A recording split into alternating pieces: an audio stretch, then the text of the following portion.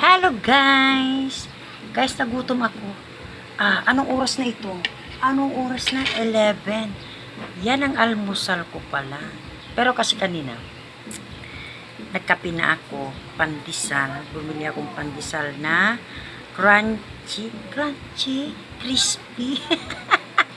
Parang bato, pero masarap pa rin kapag sinawsaw sa tinapa. Sa kape. Walang mainit na kape. Walang mainit na tinapay sa mainit na kape. Diba? Ano siya? Yung medyo toasted, medyo ano siya. Yung pandesal. Gusto ko yung ayaw din ng mister ko yung ganon. Kasi ayaw niya parang kumakain daw siya ng bato. Kaya ako gusto ko yun eh. Gusto ko medyo tostado. Yan. Kasi pag inano mo sa kape, ay ang sarap. O, diba? Gusto ko tostado. Oh. Huwag naman sobra. Kasi pag tostado, wala akong ngipin eh. Diba? Kain tayo. Kung ano-anong pinagkukwento ni Ambet. Kain tayo. Ang ulam ko guys, ito. Sinigang. Labanos. Buntot ng baboy. Buntot.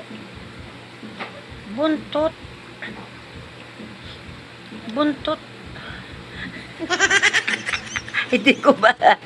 Buntot ng baboy. Kasi ang habol ko dito is buto-buto. Buto-buto. Kasama kinulang yung ribs. Kaya nakita ko na medyo para may kasama konti na ano siya, medyo kasi ang ano yon, ang buto-buto is wala siyang taba. Kaya kinuha ko yun para medyo siya merong taba. Ayan. Diba? Saka masarap naman talaga buntot. Saka wala akong makitang kung may dila pa to eh. Bibili ko yung dila. Paborito ko yung dila. Diba? Dila ng baboy. Sarap yun. Sarap yun sa sinigang. Dila ng baboy. Tapos kung sa manok, puwet ng manok. Ulo ng manok. Mga kakaiba eh. No? Kakaiba yung mga ano, may buntot, may paa ng manok, puwet ng manok, ulo ng manok. Para napaka-weird ko. Weirdo. Sa daming mga laman, bakit yun ang gusto mo? O diba? Puwet ng manok, ulo ng manok, Adidas, yung paa ng manok, buntot ng baboy. Pisngi ang baboy, maskara, o diba? Balon-balunan, o diba? Mga ano. Kain tayo. Labanos.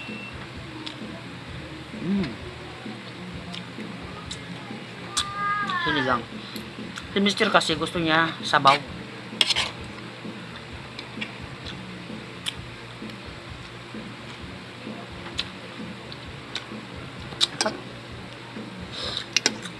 Ito naman kasing ano, buntot ng baboy, is hindi naman talaga ito tabain. Hindi siya taba. Balat.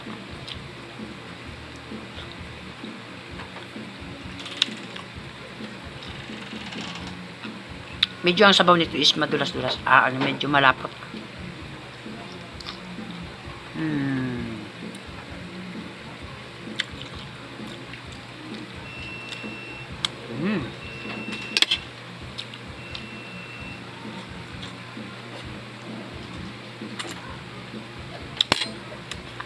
Sarap pa nga. May mga ano pa ito, no? Dila ng baboy.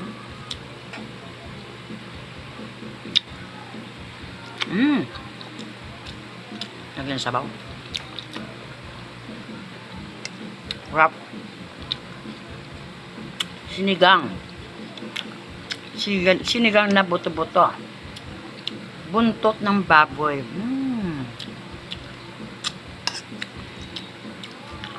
Wrap.